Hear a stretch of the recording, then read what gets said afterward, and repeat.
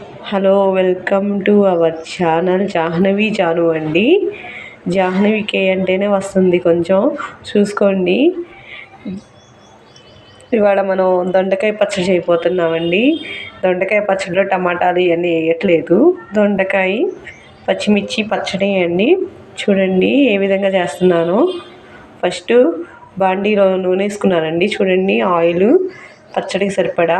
దొండకాయలు వేగాలి కదండి, కొంచెం మగ్గాలి కదా, అంతేకానండి. ఇదిగోండి పచ్చిమిర్చి వేసాను. చూడండి, పచ్చిమిర్చి వేసాను. పచ్చడి సరిపడా పచ్చిమిర్చి అండి, ఇవి వేసుకోవాలండి.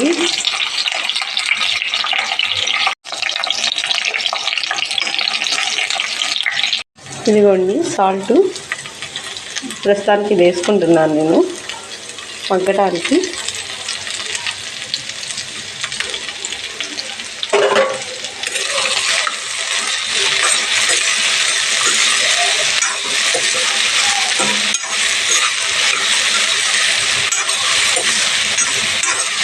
బాగా మగ్గినాక కొంచెం ఒకసారి చూద్దామండి.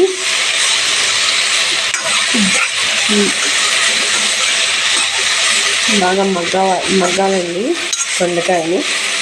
మగ్గితేనే బాగా టేస్ట్ ఉంటుంది పచ్చడి. ఇదిగోండి ఫ్రెండ్స్, దొండకాయ ముక్కలు వేసుకొని వేయించుకోవాలి ఆయిల్లోనే. ఆయిల్తో దొండకాయ ముక్కలు వేసి వేయించుకోవాలండి.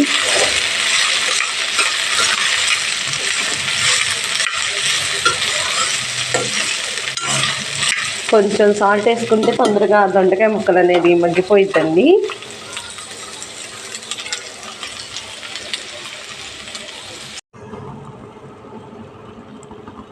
ఫ్రెండ్స్, దీంట్లో మనం ఇందాక దొండకాయలు మగ్గినాక దీంట్లో మిక్సీ జార్లోకి ఇందాక మనం వేయించుకున్న పచ్చిమిర్చి, కొంచెం జీలకర్ర, ఒక హాఫ్ స్పూన్ జీలకర్ర, 3-4 రెబ్బలు చిన్నులపాయ రెబ్బలండి వేసుకోవాలి. దీంట్లోకి కొంచెం పచ్చడి సరిపడా రా సాల్ట్ వేస్తున్నానండి నేను.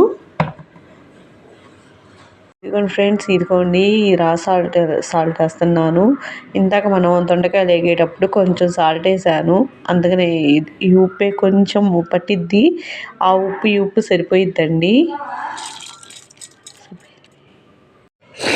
ఇదిగోండి ఫ్రెండ్స్, చింతపండు వేస్తున్నాను. ముందుగా నానబెట్టుకున్నాను. చింతపండు వేసుకోవాలి.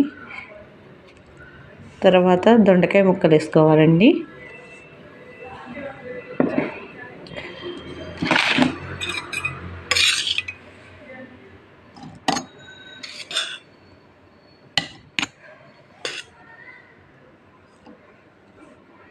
దీంట్లో మిక్సీ జార్లోకి ఇంకా దొండకాయలు వేసుకున్నామండి. దీంట్లో కొంచెం కొత్తిమీర కూడా వేసాను. ఇంకా మనం దీన్ని పచ్చడిని గ్రైండ్ చేసుకుందామండి. దొండకాయలని గ్రైండ్ చేసుకుందాము, పచ్చడి తయారు చేసుకుందామండి.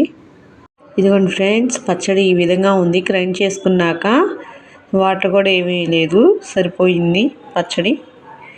చాలా బాగా వచ్చిందండి పచ్చడి. ఇదిగో బౌల్లో సర్వ్ చేసి చూపిస్తాను. ఇదిగోండి ఫ్రెండ్స్, రెడీ అయిపోయింది పచ్చడి. చూడండి, ఇదిగోండి